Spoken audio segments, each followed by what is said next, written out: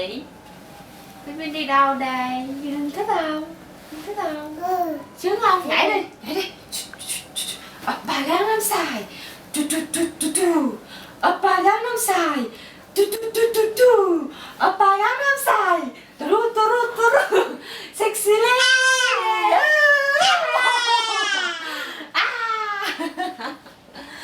Oppa Gangnam Style. Tarin tarin tin tum tum tum.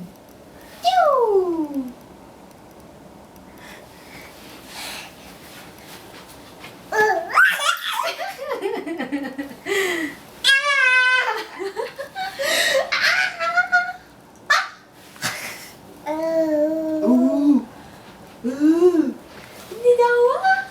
Ôi. Ôm cái gối đi, tới ôm cái gối đi. Cái gối đâu? Ôm gối lại. Nằm ngủ đi. Rồi, bé ơi ngủ đi, đêm đã khuya rồi.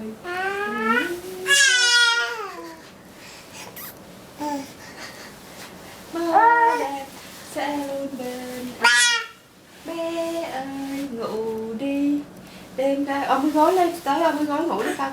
Tới ôm gối đi kìa.